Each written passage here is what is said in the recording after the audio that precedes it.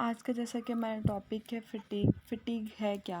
हमने अक्सर सुना है कि मेरी रूटीन जो है वो आज की बड़ी हेक्टिक थी और जिसकी वजह से ना मुझे फटीग फील हो रही स्क्रीन है। शेयर कर दें सर क्योंकि ये स्क्रीन शेयर टॉपिक नहीं इनके कर पास भी नहीं है। सकती।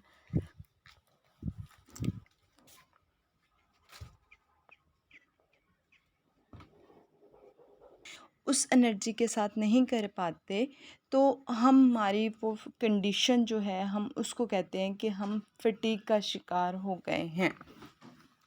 अब जिसमें हम देखते हैं कि हमारे पास मस्कुलर फटीग भी आ जाता है। उससे पहले हमारा साइकोलॉजिकली फटीग आ जाता है। उसके बाद हम कहते हैं कि एक जर्नल फटीग भी हमारी टाइप आती है, वो भी इसमें इंक्लूड हो जाता है। अब किस तरह से, मिसाल के तौर पर आम ज़िंदगी में हमें कैसे पता चलता है, जब हम काम कर रहे होते हैं और रेपिटेशन करते हैं, बार बार हम रेपिटेशन में कोई एक मूवमेंट है घर में, मिसाल के तौर पर आप रूटीन में काम करते हुए बेशक किचन में जो है वो शेल्फ पे खड़ी होकर सब्ज़ी जो है वो कटिंग कर रही हैं, कटिंग बोर्ड पे करते करते एकदम जो है वो आपके हाथ जो हैं उसकी वेन्स खींचना शुरू हो जाती हैं, सिकुड़ना शुरू हो जाती हैं, आपके दर्द होना शुरू होती है हाथों में। क्या है उसमें, वो काम आपने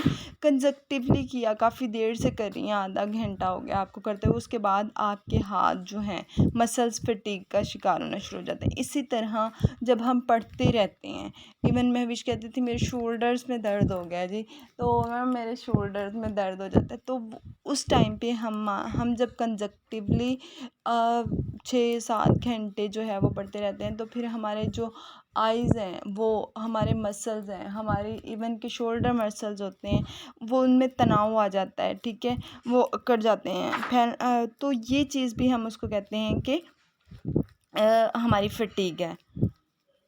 अब उसमें हम सिंपल उसको क्या कहते हैं कि जो इंसान की बेसिक एनर्जी लेवल होता है उसमें वो ख़र्च हो जाती है, और उसके बाद इंसान का मज़ीद जो है वो एनर्जी के साथ ज़हनी और जिस्मानी दोनों तरह जो है वो क़ुव्वत उसकी ख़त्म हो जाती है कि वो उस काम को कंटिन्यू कर सके। और जब उसका एनर्जी जो है वो ख़त्म हो गई है, उस काम को कंटिन्यू नहीं कर पा रहा, तो हम कहेंगे कि ये पर्सन जो है वो थकावट का शिकार हो गया है, फटीग का शिकार हो गया है। इस कंडीशन को हम कहते हैं। अब आम तौर पे हम क्या कहते हैं, क्यों होती है फटीग? रात को जो है नींद पूरी कौमी इदारा है, ठीक है। इन 3 इदारों के बारे में और गवर्नमेंट जो मौजूदा चल रही हो चौथी, जो भी है, फॉर एग्जाम्पल इस वक्त ये पंजाब में और ओवरऑल इनकी नून लीग की हुकूमत है, पीडीएम की हुकूमत है, तो जो मर्जी हो जाए दुनिया जहान के इनमें खराबियां हों, हमने इनकी चंद खूबियों को बयान करना है और इनके बारे में हमने वो बेशक जितने नापसंदीदा हो हमारे, हमने इनके खिलाफ कोई बात नहीं करनी, ठीक है जी सर। और डेफिनेटली सब्जेक्ट, हाँ जी सर। जी जी, ये आजकल आर्मी के हवाले से एक क्वेश्चन के ऊपर मैं काम कर रहा हूँ, जो कि वो आएगा। वो क्वेश्चन ये पूछेंगे कि मौजूदा दौर में पाकिस्तान की डेमोक्रेसी और पाकिस्तान की सियासत में आर्मी का या एस्टेब्लिशमेंट का रोल और अमेरिका का रोल। ये इस क्वेश्चन का जवाब लिखने पे मैं कोशिश कर रहा हूँ कि एक अच्छा सा जवाब, क्योंकि बहुत मुश्किल सवाल है और आजकल जो सिचुएशन हुई है, ये सवाल मेल से तो लाजमी करेंगे, ये डेफिनेटली पक्की बात है जी सर। सर सब्जेक्ट के हवाले से एक इंटरनेशनल पर्सनालिटी भी बता सकते हैं, जैसे कि माइकल फिलिप्स हैं, वो तैराकी करते थे तो उनका भी मसला था, लेकिन उन्होंने भी काफी अवार्ड्स विन किए। बिल्कुल ऐसे ही है। देखें कि जिन लोगों से आप इंस्पायर हैं, जहांगीर खान से आप इंस्पायर हैं, उसके बारे में आप बताएंगे, और पाकिस्तानी कोशिश करें कि अगर आप बताते हैं ना, एक इंटरनेशनल बता दें, 2 पाकिस्तानी बता दें, कोई हॉकी का प्लेयर सुहेल अब्बास बता दें, समीउल्लाह बता दें, अपने इलाके का प्लेयर है, ठीक है, और इसके अलावा कोई भी आप बता सकते हैं जिसने हार्ड वर्क किया हो और जिसका कोई एक्स्ट्राऑर्डिनरी कोई एक आधा रिकॉर्ड हो। अब्दुल खालिक का बता सकते हैं, क्रिकेटर का बता सकते हैं, जो आपकी गेम है ठीक है। फॉर एग्जाम्पल आप वहाँ पे बताते हैं जी कि मेरी गेम जो है वो एथलेटिक है या फुटबॉल जो भी है, और आप क्रिकेटर आपको बता देते हैं, तो तजाद आ जाएगा। वो कहेंगे जी आपकी अपनी गेम वॉलीबॉल है और अपना जो फेवरेट प्लेयर आपका क्रिकेटर है, ठीक है ना। तो कोशिश कीजिएगा इन चीजों से। जी सब ठीक होगा जी। जी, हम टॉपिक को कंटिन्यू करते हैं। बात कर रहे थे फ़टीग की। तो आम तौर पर जब हम फ़टीग का शिकार होते हैं तो क्या-क्या सिम्पटम्स दिखती हैं? हमें नज़र आता है कि हमें मसल्स में जो है वो बॉडी पेन स्टार्ट हो जाता है।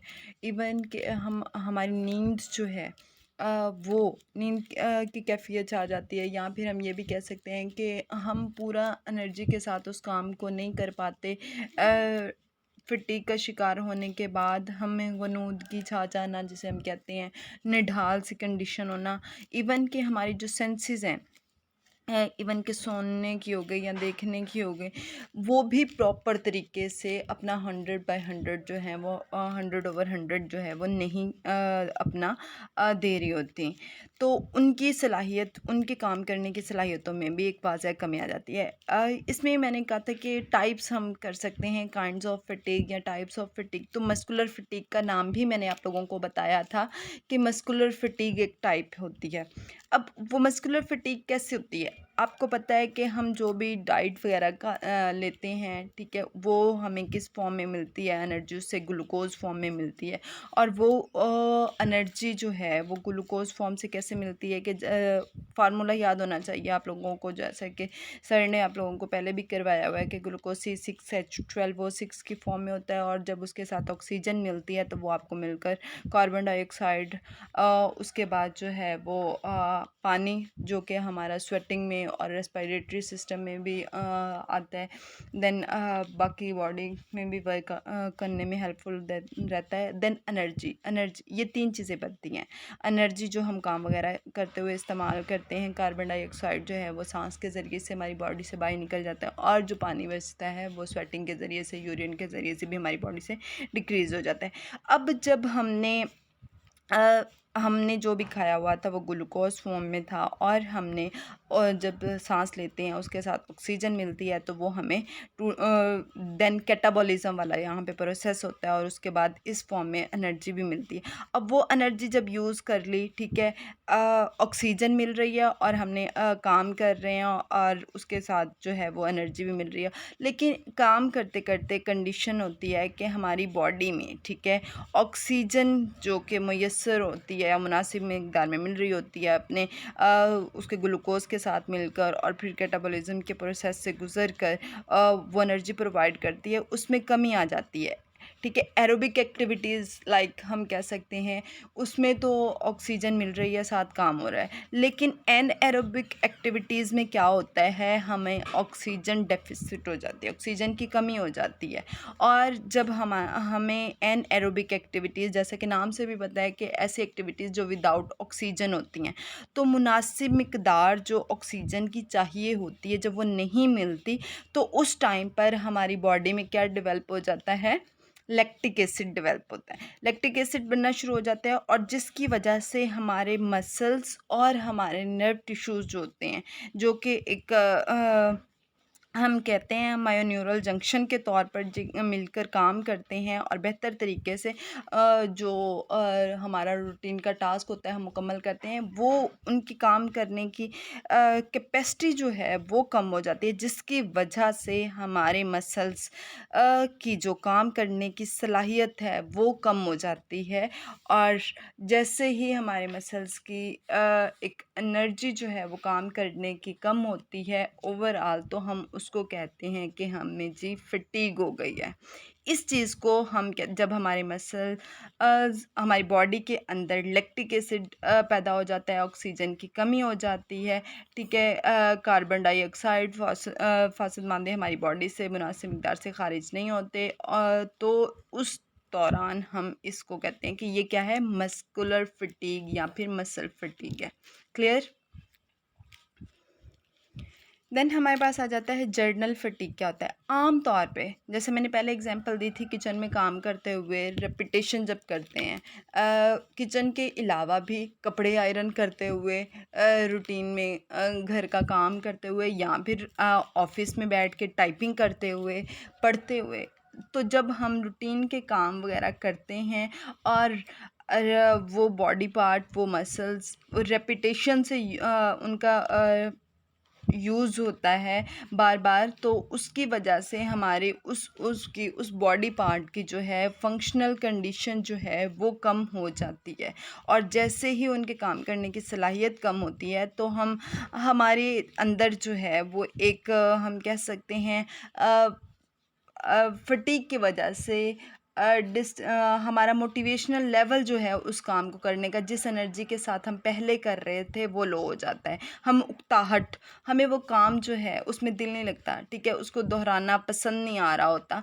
तो हम कहते हैं कि जब ऐसी कंडीशन हो तो पास लेना चाहिए इंसान को, रेस्ट करना चाहिए, काम को छोड़ देना चाहिए। तो वो ये क्यों होता है, ताकि हमारी जो एक कैपेसिटी, मोटिवेशनल, ठीक है, एनर्जेटिक लेवल हमारा लो हो गया है, तो अगर जब तक हम नहीं उसमें लेंगे, ब्रेक नहीं लेंगे, तो हम उस काम को उस एनर्जी के साथ दोबारा कंटिन्यू नहीं कर सकेंगे। इस चीज़ को हम आम तौर पे कहते हैं जर्नल फटीग, जिसमें हम कहते हैं कि हमारा जो एक ग्रिप होती है उस काम को करने की वो कम हो जाती है।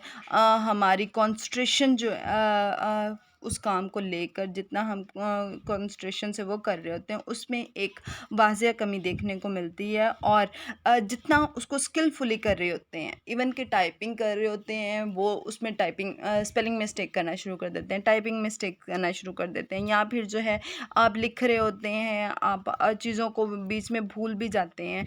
और इसके अलावा जो है वो उसमें राइटिंग, इवन के पेपर का स्टार्ट जब हम लेते हैं लिखते हुए, कितना वो बड़ा प्यारा डिसेंट वे में होता है, जब पेपर का एंड करते हैं तो वो कैसा हो गया होता है कि एक तो टाइम मुकर्ररा में हमने मुकम्मल करना होता है, और जब 3 घंटे लिख लिख के एंड वाली लाइन लिखते हैं और वो जो पहली लाइन होती है उसमें एक वाज़ा फ़र्क आ जाता है कि हम फटीग का शिकार भी थोड़ा सा हो जाते हैं।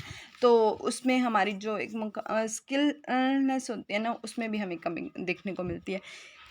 इसी तरह हमारे पास एक फटीग की टाइप है क्रॉनिक फटीग। इवन आप लोगों को याद होगा, इंजरीज़ आप लोगों ने पढ़ी हुई हैं, एक्यूट इंजरीज़ और क्रॉनिक इंजरीज़, याद है?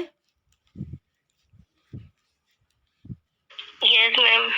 तो क्रॉनिक इंजरीज़ क्या होती हैं? मैम क्रॉनिक ये होगी कि अगर एक इंजरी पहले से हुई है उसके ऊपर दोबारा इंजरी हो जाए, ये होगी। और दूसरा है कि जो लंबे अरसे के लिए इंजरी रह जाए, वो इंजरी होगी क्रॉनिक इंजरी। गुड हो गया। मोर देन 6 मंथ्स जो भी चीज़ होगी ना, उसको हम कहते हैं क्रॉनिक। और जो लेस देन 6 होगी ना, उसको हम कहते हैं एक्यूट। बेशक ये इंजरीज से हो, ये स्ट्रेस से हो, ये फटीग से हो। यहाँ पर आप ये बात याद रख लें, जो क्रॉनिक में आ जाता है ना, दायमी जिसको हम कहते हैं, कि जैसे लंबे अरसे से चली आ रही हो, तो क्रॉनिक फटीग जो है, अब ऐसी कंडीशन जिसमें आप रहते हुए आपको क्या हो गया है, तकरीबन एक लंबा अरसा गुजर गया है, और उसकी वजह से आपकी बॉडी के अंदर बेचैनी, ठीक है, आपकी एक एनर्जी लेवल, उसके बाद काम करने की सलाहियत, टायर्डनेस फीलिंग, जो है वो बोर, इस तरह की कंडीशन आप में आ गई हैं, तो हम उसको कहेंगे कि ये जो है वो क्रॉनिक फटीग है। इवन इसमें सिंपल एक कहते हैं कि जब रात को आपकी नींद पूरी नहीं होती, नींद पूरी जब मैं आपने की, मिसाल के तौर पे मैं रात को जो है वो 10 बजे सो गई हूँ और सुबह 6 बजे तक मेरी नींद ही पूरी नहीं हुई, और उसके बाद मैं उठी हूँ, इतनी नींद के बाद भी मैं उठती हूँ, तो मेरी बॉडी जो है वो थकावट का शिकार है। ऐसे है जैसे मैंने पता नहीं ज़िंदगी में पीछे कितना काम करती आई हूँ कि मैं इतना नॉर्मल रूटीन के सोने के बाद भी जो है वो मेरी एनर्जी लेवल जो है वो बहाल नहीं हुआ, मेरी बॉडी के जो रेशे हैं, ठीक है, फाइबर्स हैं, उनकी रिकन्स्ट्रक्शन नहीं हुई, मैं अपने काम को 100% नहीं कर पा रही।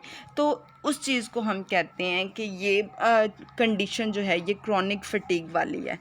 अब मैंने यहाँ पर एक लफ्ज़ यूज़ किया कि जो लंबे अरसे तक होती है। अब कैसे हो सकता है कि एक बंदा इतने ही अरसे तक मोर देन 6 मंथ्स फटीग का शिकार रहे? ऐसा ऐसा पॉसिबल है? आप क्या कहते हैं?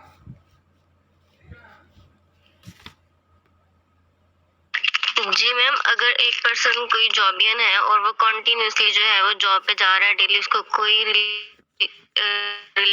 रिलैक्सेशन नहीं मिली, ऑफर भी एक दिन का मिलता है हफ्ते में, और फिर डेली रूटीन में वो 9 to 5 या 10 to 8 काम करता है, तो फटीग होगी इसे। वेरी गुड, काफ़ी ये भी सही है। लेकिन इसके साथ बाकी कोई और एडिशन करना चाहेगा? जी मैम, अगर कोई बंदा किसी को जेल हो जाती है तो वो मेंटली तौर पर डिस्टर्ब रहता है, तो मेंटली वेरी गुड, ठीक में आ जाता है। ये भी अच्छा पॉइंट है।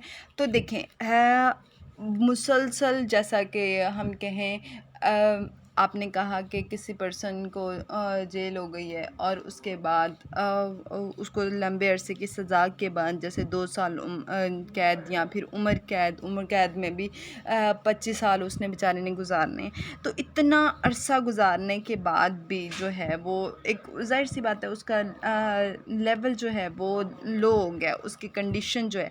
तो इसी तरह से रूटीन में इन्होंने कहा, अतिया ने, कि जब आप लंबे अरसे तक आपको वीकेंड नहीं मिलता, आपको छुट्टी नहीं मिलती, तो आप फटीग का शिकार होते हैं और वो आपके क्रॉनिक फटीग में आ जाता है। दोनों आंसर ही गुड हैं। अब इसमें क्या मज़ीद ऐड करते हैं, हम कहते हैं कि कोई जैसे कि आपको जेल है तो वो भी एक स्ट्रेस की कंडीशन है, और जब आप क्रॉनिक स्ट्रेस में रहते हैं, क्योंकि स्ट्रेस के भी टाइप्स हैं ना, जिसमें एक एक्यूट स्ट्रेस है और क्रॉनिक स्ट्रेस है, तो तब भी आपको क्रॉनिक फटीग होगी।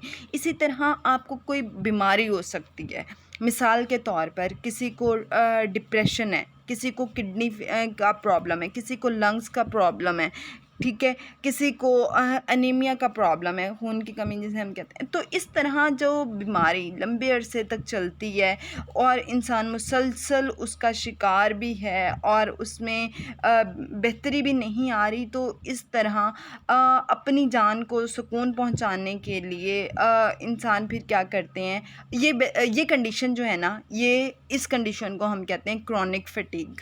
ये तो बात क्लियर हो गई मैम? हाँ जी। मैम, हमारे पास बॉडी टाइप्स होती है एक्टोमार्फ, तो वो कौन से वाली फटीग में आती हैं? उनको भी जल्दी फटीग हो जाती है ना, जो बहुत कमज़ोर होते हैं। और वो देखें उनकी फटीग किस टाइप की है, मस्कुलर फटीग होगी ना वो, तो कि वो जल्दी टायर्ड हो जाते हैं। शायद आपने पहला नहीं सुना जिसमें मैंने स्टार्ट किया था कि ये मस्कुलर फटीग होता है।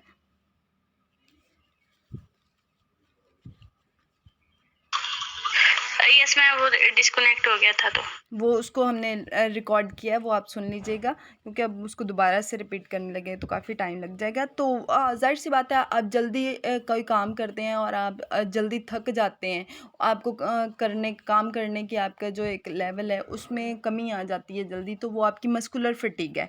यहाँ पर क्रॉनिक फटीग की बात कर रही थी कि जब आप लंबे अरसे तक किसी मसले में घिरे रहते हैं, चाहे वो डिप्रेशन हो, चाहे वो किसी किडनी फेलियर की वजह से, किडनी प्रॉब्लम की वजह से, लंग्स की वजह से, या फिर जो है हेक्टिक रूटीन की वजह से, या किसी आपको आपने कोई ऐसा जुर्म किया, आपको लगे कि अब आपको सज़ाए मौत या उम्र कैद है, या फिर जो है वो जेल किसी इवन के हम देखते हैं माशरे में बेगुनाह कैदी, ठीक है, जो कैद में होते हैं लेकिन उन्होंने वो गुनाह जो है वो अमल सरजद नहीं किया होता, उनके हाथों से वो अमल नहीं हुआ होता, तो वो जिस फटीग में रहते हैं वो भी क्रॉनिक फटीग में चला जाता है। अब होता क्या है कि क्रॉनिक फटीग की वजह से एक साइकिल होता है जिसे हम कहते हैं विशियस साइकिल, वो शुरू हो जाता है। वो होता क्या है, अब ये भी आप लोगों को पता होना चाहिए कि विशियस साइकिल जो है वो है क्या। अब जिस चीज़ को हम कहते हैं कि ये एक ऐसा साइकिल, एक नेगेटिव सीरीज़ होती है, एक सीक्वेंस होता है जो कि रेसिप्रोकल काज हो, रेसिप्रोकल होता है किस चीज़ का, काज एंड इफ़ेक्ट्स का, ठीक है। इसमें विशियस साइकिल में दो चीज़ों को नोट किया जाता है जिसमें काज और इफ़ेक्ट्स दोनों चीज़ों को। अब क्रॉनिक फटीग में क्या होता है कि कोई काज बनती है, ठीक है, वो जैसा कि हमने बात की, एंड डिप्रेशन भी हो सकता है, एक लंबे अरसे की बिज़ी रूटीन भी हो सकती है, और उसका इफ़ेक्ट क्या होता है कि आपकी बॉडी क्रॉनिक फटीग का शिकार हो जाती है। अब उससे जान छुड़ाने के लिए क्या करते हैं लोग, सम टाइम मेडिसिन यूज़ करना शुरू कर देते हैं, जिसमें डॉक्टर्स भी नींद की गोली देना शुरू कर देते हैं उस बंदे की डाइट में, जो है वो सुकून की नींद, सुकून के लिए जो है वो टैबलेट देते हैं ताकि उस बंदे को नींद आए और वो रिलैक्स हो सके, उसकी बॉडी उस दर्द से उसकी जान जो है वो छूट सके। तो ड्रग वो भी हमारी जो हैं वो टैबलेट्स या वो मेडिसिन वगैरह जो है जो नींद के लिए लेते हैं उसको कहते हैं बारबिट्रेट। और इवन के इसी तरह जो है वो एक और जो है वो बहुत ज़्यादा नींद, जब उनको इस तरह की टैबलेट्स वगैरह खाते हैं, आदी हो जाते हैं, तो बेंज़ोडाइज़ जो होती है, ये भी एक किस्म की टैबलेट्स ही होती हैं, ये उनको जागते रहने के लिए वो खाते हैं, ठीक है। बहुत ज़्यादा अगर टायर्ड होने की वजह से वो बहुत ज़्यादा सोना शुरू कर दें तब उनको एक टैबलेट दी जाती है जिसको कहते हैं बेंज़ोडाइज़। तो बाज़ लोग फिर इस कंडीशन में, जैसा कि माहौल जैसा होगा, तो वो ड्रग्स वगैरह भी लेना शुरू कर देते हैं अपनी हम कहेंगे कि सिचुएशन से जान छुड़ाने के लिए, फ़रार हासिल करने के लिए इसके लिए लफ्ज़ यूज़ कर सकते हैं। देन हमारे पास आ जाता है साइकोलॉजिकल फटीग, जो कि हमें पता है जिसका ताल्लुक़ हमारे किसके साथ है, हमारी बॉडी के मसल्स के काम करने की सलाहियत में जब कमी आ जाती है, हमारी दिलचस्पी जो है वो चीज़ों में ख़त्म हो जाती है, हम उकताहट का शिकार हो जाते हैं, बेचैनी होती है, किस्म की गनूदगी छाना शुरू हो जाती है हमारे, ठीक है। काम अभी शुरू किया नहीं है और उसके बाद दिल करे कि इसको छोड़ के जो है वो चले जाऊँ, काम करने में हमारा जो है वो दिल नहीं लगता जिसे हम कहते हैं। तो ये कंडीशन हमारी क्या होती है, साइकोलॉजिकल फटीग होती है। हम मेंटली तौर पर उस काम को कंटिन्यू करने, उसको अच्छे तरीके से परफॉर्म करने के जो है वो सलाहियत नहीं रखते, क़ुव्वत, हमारी ज़हनी सलाहियतों में वाज़िया कमी आ जाती है। तो ये हमारी कहते हैं साइकोलॉजिकल फटीग होती है।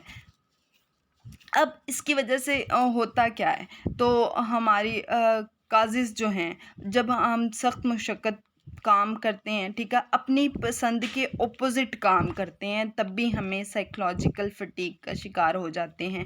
बीमारी की वजह से जब हमने कोई नया काम स्टार्ट करना होता है तो हम साइकोलॉजिकली तौर पर जो है वो पता नहीं अच्छा होगा नहीं होगा, तो वो भी उसको ज़्यादा सोचना पड़ता है उस काम को लेकर, तो वो भी आपको साइकोलॉजिकली तौर पर फटीग का शिकार होते हैं उसकी वजह से। जब आपको काम करने की आदत नहीं होती और आपको कह दिया जाए ये काम जी करना है, मिसाल के तौर पे पढ़ने की आदत छूट चुकी थी और जब दोबारा पढ़ना पड़ा तो ज़हन जो है वो थक जाता था, सर में दर्द शुरू हो जाता था, कुछ थोड़ा टाइम पढ़ा, आधा घंटा, उसके बाद जो है बस सो गई, अपनी उकता आना शुरू हो गए थे, ये क्या किताबों का अज़ाब जो है वो उठा लिया। ऐसा नहीं कहना चाहिए, लेकिन मैंने अपनी लाइफ में देखा है, मतलब बच्चों को जान छुड़ानी होती है पढ़ाई से, किसी तरह से इससे जान छूट जाए तो वो क्या होता है, साइकोलॉजिकल फटीग होता है।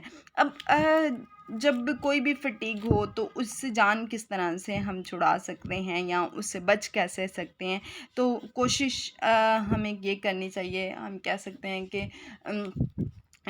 स्ट्रेस से बचने के लिए, फटीग से बचने के लिए आपने क्या करना है, कोशिश हमें ये करनी चाहिए कि हम नींद अपनी पूरी करें, आराम से जो है वो मुनासिब करें, इवन मसाज थेरेपीज़ जो कि आप लोगों को सर ने करवाई थी, स्पोर्ट्स इंजरीज़ का टॉपिक, वो सारी थेरेपीज़ जो हैं जिसमें मसाज आ जाती है, मड थेरेपी आ जाती है, कूल थेरेपी, ये सारी जो हैं ये क्या होती हैं, ये आपके फटीग को रिलीज़ करने का बेहतरीन जो हैं वो एक ज़रिया है। इसके बाद मैंने आप लोगों को रिलैक्सेशन के बारे में बताया था।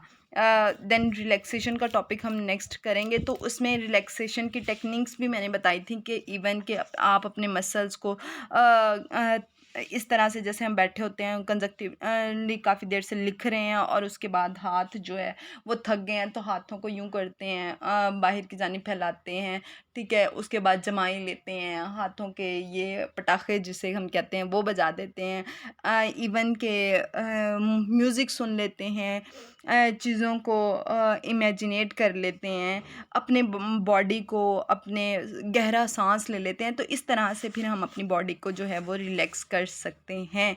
तो इस तरह हम फटीग से काफ़ी हद तक जो है वो बच सकते हैं, अगर जब हमें लगे कि हमारी बॉडी फटीग का शिकार हो रही है। क्लियर?